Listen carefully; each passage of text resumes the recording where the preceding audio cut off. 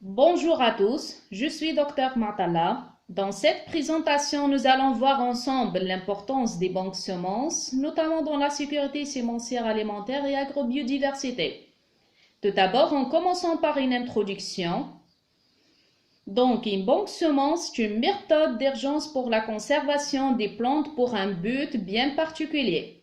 Premièrement, c'est pour préserver à long terme les semences des espèces végétales rares et endémiques, aussi bien pour éviter l'extinction d'espèces vulnérables ou en danger dans un futur proche. Deuxièmement, c'est pour améliorer la disponibilité du matériel végétal à obtenir pour des objectifs de recherche. Selon la figure suivante, je vais expliquer les différentes opérations à réaliser pour la constitution d'une banque de semences d'espèces végétales telle qu'il est établi par le laboratoire du professeur Gomez. La première étape, c'est la collecte des graines qui sera réalisée dans leur habitat naturel, qu'elle dépend certaines différences avec la pratique usuelle de collecte des spécimens pour un herbier. D'une part, la collecte des graines doit être entreprise durant la saison de végétation, cependant les meilleurs mois sont juin et juillet, en tout cas au moment de mûrissement. D'autre part, il faut reconnaître les espèces rares quand leurs fruits sont à maturité peut-être difficile pour les botanistes collecteurs. Deuxièmement, c'est le nettoyage des semences. Troisièmement, c'est le pré-séchage qui sera réalisé dans une atmosphère sèche par la chaleur solaire.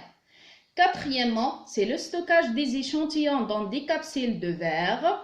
Cinquièmement, c'est l'addition de silicagel pour chaque capsule, afin de préserver les semences viables à longue période, qu'on appelle cette méthode aussi par la déshydratation, ou en utilisant des déshydratants chimiques, comme ici c'est le silicagel, qui contient le cobalt de couleur bleue, vert ou rose quand il absorbe l'humidité.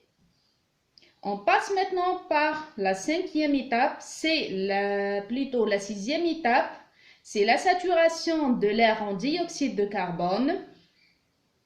Donc, le dioxyde de carbone ou le CO2, c'est un sous-produit de la respiration par les plantes, est un matériau brut essentiel pour la photosynthèse qui se trouve sous forme carboglace pour la conservation. La septième étape, c'est la fermeture à la flamme afin d'éviter l'accès de l'air au contenu. La huitième étape, c'est l'herméticité. C'est la fermeture totale sans possibilité pour des éléments extérieurs de pénétrer. Elle sera testée par une immersion dans l'eau pendant 24 heures. La neuvième étape, c'est l'étiquetage, où il faut mentionner toutes les indications possibles concernant vos graines, comme exemple la date de récolte, le nom de la plante, la variété, les dimensions, la période de floraison de semis, etc.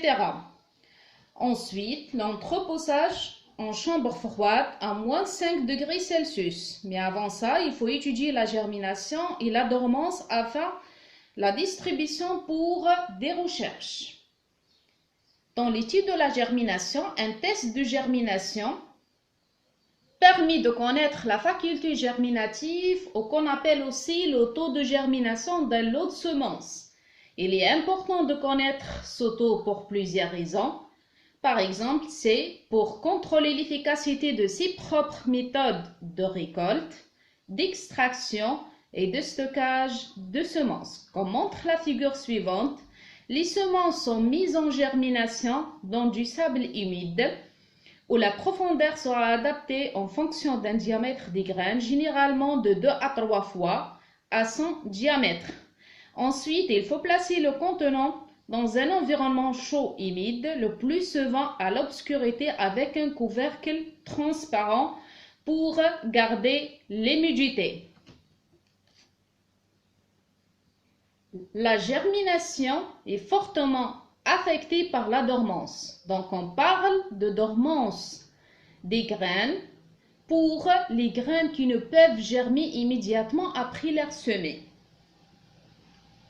Finalement, c'est la conservation à long terme ou à longue période des graines. Donc, le stockage des graines se fait dans des conteneurs de nature diverses, dans des capsules de verre scellées à la flamme, soit dans des petites bouteilles de verre à capsules VZ, soit dans des pots en complexe en aluminium, soit en plastique qui doivent correctement imperméables à l'eau et à l'oxygène. Merci et finalement, merci pour votre attention.